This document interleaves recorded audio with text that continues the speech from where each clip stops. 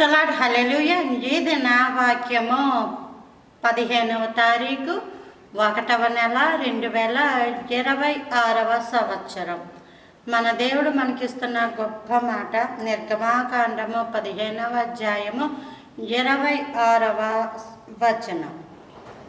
మీ దేవుడైన యెహోవా వాక్కును శ్రద్ధగా విని ఆయన దృష్టికి న్యాయమైన చేసి ఆయన ఆజ్ఞలకు విధేయులై ఆయన కట్టడలన్నిటిని అనుసరించి నడచిన ఎడల నేను ఐగుప్తీయులకు కలుగజేసిన రోగములలో ఏది మీకు రానియ్యను, నిన్ను స్వస్థపరచు యెహోవాను నేనే.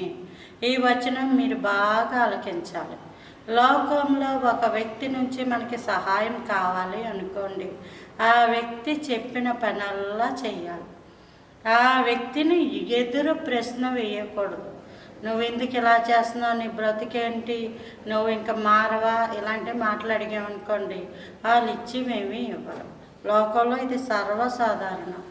డబ్బులు ఎవరి దగ్గర ఉంటే, ధనము ఎవరి దగ్గర ఉంటే వాళ్ళ యొక్క పెత్తనము చలాయిస్తున్నప్పుడు వాళ్లకు లోబడి ఉండాల్సిందే. ఎంతవరకు మనకి సహాయం అందే వరకు. వెనకాల ఉన్న వాళ్ళు చెప్తూ ఉంటారు, పోనీలే అయిపోయింది ఏదో అయిపోయింది, ఆ ఉద్యోగం ఏదో వచ్చేని, ఆ పెళ్ళి ఏదో అయిపోని, ఆ డబ్బులేవో ఇచ్చేని, ఇంక నువ్వు నీ ఇంటికి వెళ్ళిపోయాక లేదా నీ బతుకు నువ్వు బ్రతికిన తర్వాత ఇంక నీ ఇష్టం అని నచ్చ చెప్పేవాళ్ళు వెనకాల ఉంటారు. పాపం ఆ శ్రమలు అలాగ ఓర్చుకుంటా భరిస్తున్న వాళ్ళు ఉంటారు.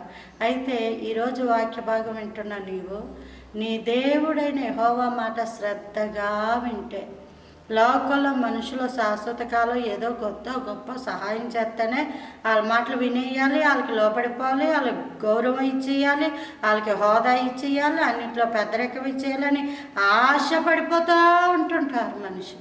అలాంటిది నిన్ను సృజించిన నీ దేవుడు, భూమి ఆకాశమును సృజించిన నీ దేవుడు, జీవాత్మనే పెట్టిన నీ దేవుడు, ఆయన మాటను శ్రద్ధగా వింటే అసలు రోగాలే నీకు రావని బైబిల్ గ్రంథము చెప్తా ఉంది.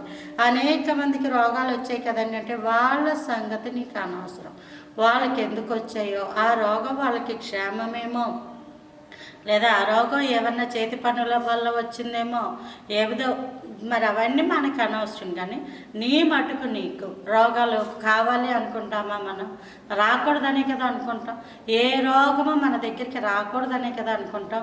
రోగాలు రాకుండా ఉండాలి అంటే ఐగుప్తీయులకు కలుగజేసిన రోగములు ఏమీ మీకు రానియను అని చెప్పిన దేవుణ్ణి మనం గట్టిగా పట్టుకొని ఆయన మాట వినండి. లోకంలో కొంతకాలం పెత్తనం చేసేవాళ్ళే మాటే విని భయపడిపోయి కూర్చున్న వాళ్ళు లెగిసిపోయి బెంబేలెత్తిపోవలసి వస్తే, సదాకాలము నేను మీకు తోడై ఉండేదనని వాగ్దానం ఇచ్చిన దేవుని గురించి నీవెంతగా లోపడాలి, నీవెంతగా ఆయన సన్నిధిని నిన్ను నువ్వు తగ్గించుకొని ప్రార్థించాలి. ఈ విషయం ఒక్కసారి జ్ఞాపకం ఉంచుకొని దేవునికి లోబడి దేవుని ఎదుట యథార్థముగా ఉన్నప్పుడు దేవుడు మిమ్ములను మీ యొక్క కుటుంబాలను బహుగా దీవించును గాక.